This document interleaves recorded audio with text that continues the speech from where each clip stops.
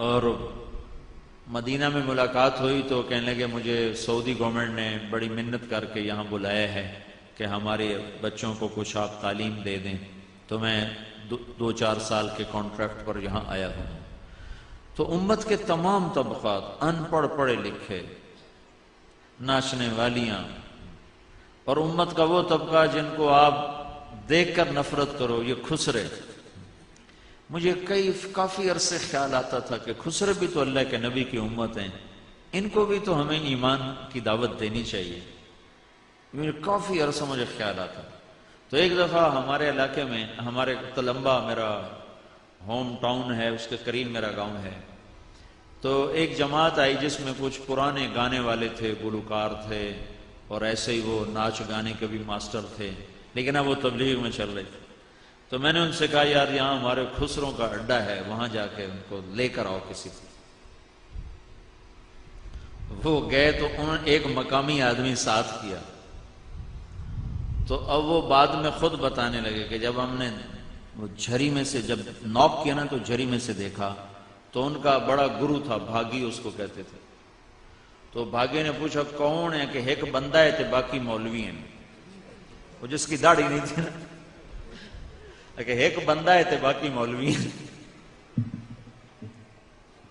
اچھا دروازہ تک کھولو۔ انہوں نے دروازہ کھولا، وہ جا کے بیٹھ گئے، تو وہاں کوئی انڈین فلم لگی ہوئی تھی، وہ دیکھ رہے تھے۔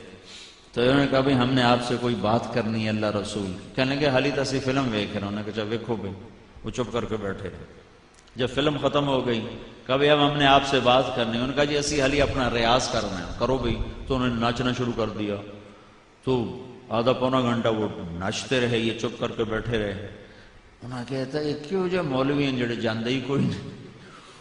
انہوں نے بعد میں خود بتایا کہ ہم نے سوچا جب ہم ناچیں گے تو جو خود ہی بھاگ جائیں گے، توبہ توبہ کریں دے، لا حول ولا پڑھ دے، وہ تو گئے ہی کوئی نہیں۔ میں کہہ لگے ہن سننی پوے گی۔ تو انہوں نے پھر کہا اچھا جی ہن سناؤ کی گل ہے۔ تو وہ ایک ان میں تھا نوجوان، طارق اس کا نام ہے، ادھر لاہور کا ہے، وہ ون مین شو میں بہت ماسٹر پیس آدمی ہے۔ تو اس نے ان سے بات کی، تو ان کا جو گرو تھا نا بھاگی، وہ تیار ہو گیا ساتھ آنے کے لیے۔ تو وہ اس کر لے کر مسجد میں آئے۔ تو میں نے کہا اس کو پہلے نماز پڑھاؤ۔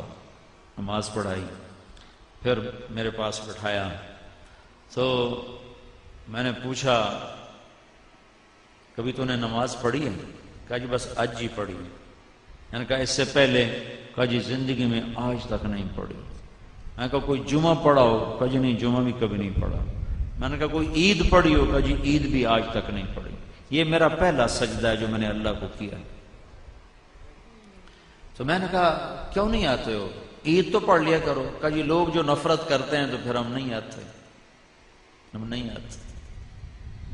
خیر میں نے اس کو اپنے ساتھ بٹھا کے کھانا کھلایا، اکرام کیا۔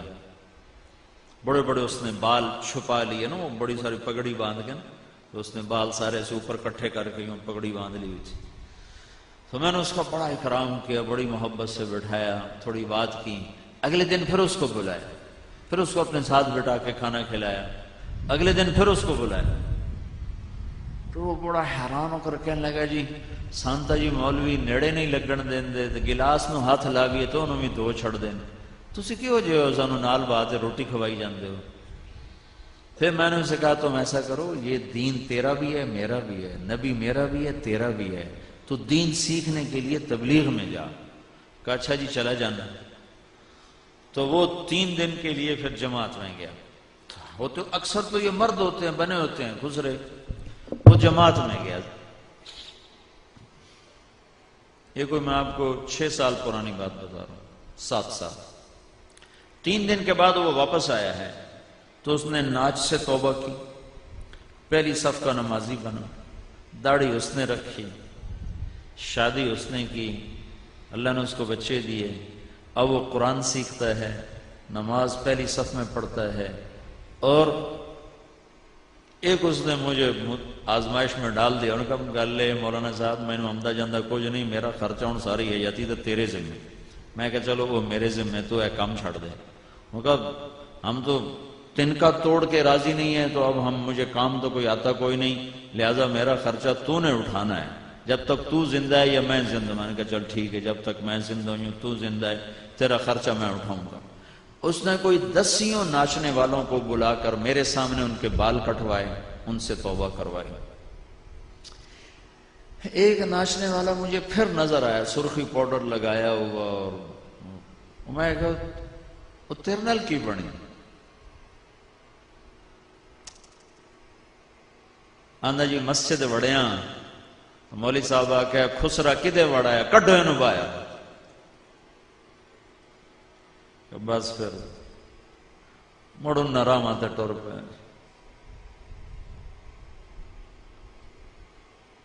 ہمارے تلمبا میں بہت پرانا بازار حسن ہے۔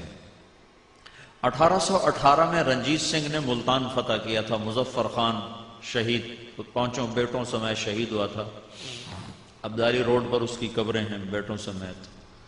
تو تلمبا ملتان کا ایک صوبہ تھا اس وقت، بہت بڑا شہر تھا یہ۔ تو اس نے جب تلمبا فتح کیا تو ملتان یہ 1818 میں ہے، تو شیر سنگھ نے یہ فتح کیا تھا، پھر رنجیت سنگھ بعد میں خود آیا تھا۔ تو اس نے ایک بازار حسن کی بنیاد رکھی تلمبے میں، اب تک وہ قائم ہے۔ اب پہلے والی رونق نہیں ہے لیکن اب بھی ہے، سارا کچھ دھندا ہوتا ہے۔ تو پھر میں نے سرگودے میں ہمارا ایک ساتھی ہے، اس نے وہاں بازار حسن میں کام کیا، کئی لڑکیوں سے توبہ کروائی، کئیوں کی شادیاں کروائیں۔ تو میں نے اسے کہا یار تم ادھر تلمبے جماعت لے کر آؤ، میں اپنے یہ جو ہمارے علاقے کی ہیں بچیاں، میں ان میں چاہتا ہوں کوئی اللہ کی بات ہو۔ تو وہ آئے جماعت لے کر اور گئے بازار حسن، تو انہیں وہاں کی لڑکیوں کو اکٹھا کیا، تو ان سے اس نے بات کی اور کہا بیٹیو میں تمہارے سر پہ اماں فاطمہ کی چادر ڈالنے آیا ہوں۔ یہ کہنا تھا کہ ساری طوائفیں ایک دم پھوٹ پھوٹ کے رو پڑیں اور کہنے لگیں یہاں تو لوگ ہمارے کپڑے اتارنے آتے ہیں، تم کون ہو جو چادر ڈالنے آئے ہو؟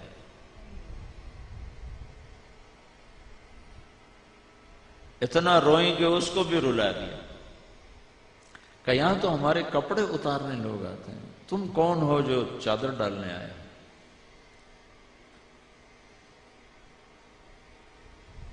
ایمان بھی کیا چیز ہے۔ پھر خالد عباس ڈار ہے، وہ 3 دن کے لیے ہمارے تلمبے جماعت میں آیا، جواد وسیم ایک اداکار ہے، میں نے ان کو بھیجا، میں نے کہا جاؤ ان سے بات کرو۔ پھر وہ گئے، انہوں نے ان سے بات کی، تو انہوں نے مطالبہ رکھا کہ آپ کہو مولوی طارق جمیل جو ہمارے علاقے کا اتنا مشہور ہے، لوگوں میں واز کرتا ہے، ہمیں کیوں نہیں اللہ کی بات سناتا؟ اسے کہو ہمیں اللہ کی بات سنائے۔ تو میں نے کہا اچھا ٹھیک ہے۔ تو وہاں میں نے ایک چھوٹا سا سکول بھی بنایا ہوا ہے، گرامر، بچوں کو اچھی تعلیم دینے کے لیے۔ تو اس سکول میں نے ان کو جمع کیا، وہ 60-70 اکٹھی ہوئیں، کچھ ایجڈ کچھ جوان، 30-35 جوان تھی، دبئی ناچنے جاتی تھی۔ تو میں نے ان میں بیان کیا، میں نے صرف کیا بیان کیا کہ عورت کا دین میں کیا مقام ہے، جب یہ ماں ہوتی ہے تو کیا مقام ہے، بہن ہوتی ہے تو کیا مقام ہے، بیوی ہوتی ہے تو کیا مقام ہے، بیٹی ہوتی ہے تو کیا مقام ہے۔ جب میں نے یہ بیان کیا کہ اللہ کے نبی نے فرمایا تھا کاش میرے ماں باپ زندہ ہوتے، اور نہیں تو میری ماں تو ہوتی، اور میں عشاء کی نماز کے لیے مصلی پہ ہوتا اور سورۃ فاتحہ شروع کر چکا ہوتا، اور ادھر سے میرے گھر کا دروازہ کھلتا اور میری ماں مجھے کہتی بیٹا محمد، تو میں اپنی ماں کی خاطر نماز توڑ دیتا، اور میں کہتا جی اماں جان میں نماز دوبارہ شروع کر ساں، تساں حکم کرو کی حکم۔ تو وہ اتنا روئیں، وہ کون عزت بیچتا ہے؟ جب مالدار لوگ زکوٰۃ نہیں دیتے تو پھر طوائفوں کے اڈے آباد ہو جاتے، پھر عزتیں نیلام ہو جاتی۔ قربان جاؤں اللہ کی رحمت۔ میرے نبی نے فرمایا بنی اسرائیل میں ایک نوجوان تھا جس کا نام تھا کفل۔ ہر رات نئی لڑکی اس کے پہلو میں آتی تھی۔ ایک رات ایک لڑکی کو لے کر آیا 60 دینار. 60 دینار آج کے سونے کے ریٹ کے مطابق 6 لاکھ روپے بنتا ہے. جب اس کے ساتھ کمرے میں الگ ہوا تو دیکھا تو وہ رو رہی تھی. تو کفل نے پوچھا کیوں رو رہی ہو؟ تو اس نے کہا کفل میں پیشہ ور نہیں ہوں، میں عزت دار ہوں، مجھے بھوک نے یہاں تک پہنچا دیا. جب مالدار لوگ زکوٰۃ نہیں دیتے تو غریبوں کی بیٹیاں نیلام ہو جاتی. کیا ظلم و ستم ہے! یہ کوئی تھوڑا ظلم ہے کہ پیسہ ہو اور زکوٰۃ نہ دے، زمیندار ہو اور فصل کا عشر نہ دے. تو کفل کی آنکھوں میں آنسو آ گئے. اس نے کہا تو میری بہن ہے، جس عزت کے ساتھ آئی ہے اسی عزت کے ساتھ واپس چلی جا، اور میں بڑا کتا انسان ہوں، میرے لیے دعا کر اللہ مجھے معاف کر دے.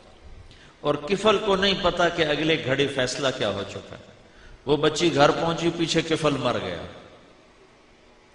یہ ایسا نامی گرامی بدماش تھا، کل نہ اس کو کوئی غسل دینے آتا، نہ کوئی کندھا دینے آتا، نہ اس کا کوئی جنازہ پڑھنے آتا. وہ ایسا غلط انسان تھا. تو میں اس شہنشاہ کی رحمتوں پہ قربان جاؤں. ارے تم تو محمد مصطفیٰ کے امتی ہو، تمہارے لیے تو دو مہربان ہیں، ایک اللہ اوپر ہے، ایک نیچے محمد مصطفیٰ ہے.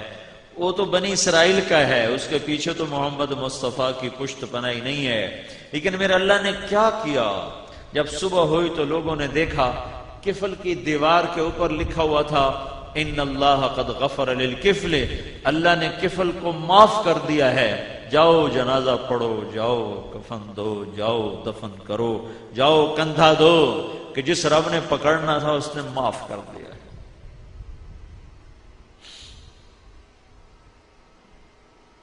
میں نے کوئی پونا گھنٹہ بات کی، وہ زاروں قطار روتی ہوئی وہاں سے گئیں. تو 2-3 دن گزرے تو مجھے خبریں آنی شروع ہوئیں کہ ایک بچی بھاگ گئی، اپنے رشتہ دار کوئی اور تھے، ان کے جا کے پاؤں میں گر گئی، میری کہیں شادی کرا دو، مجھے اس گند سے نکال دو. 2-3 بچیوں نے توبہ کی کہ اب ہمیں ٹکڑے ٹکڑے کر دو، اب ہم یہ کام نہیں کریں گے.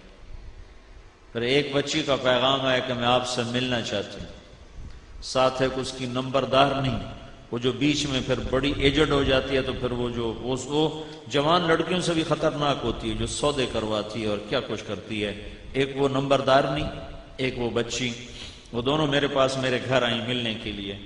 تو وہ بچی رونے لگی، کہنے کہ میاں صاحب میری کتھائیں شادی کرا تھا، میں نے میرے براما وڈ چھڑیا مار مار کے کہ سانو کما کے دے میں جویں ہی کماؤنا ہے. تو میں انہوں نے آکھیا ہن میں ٹوٹے ٹوٹے کر چھڈو، میں ایک گندا کم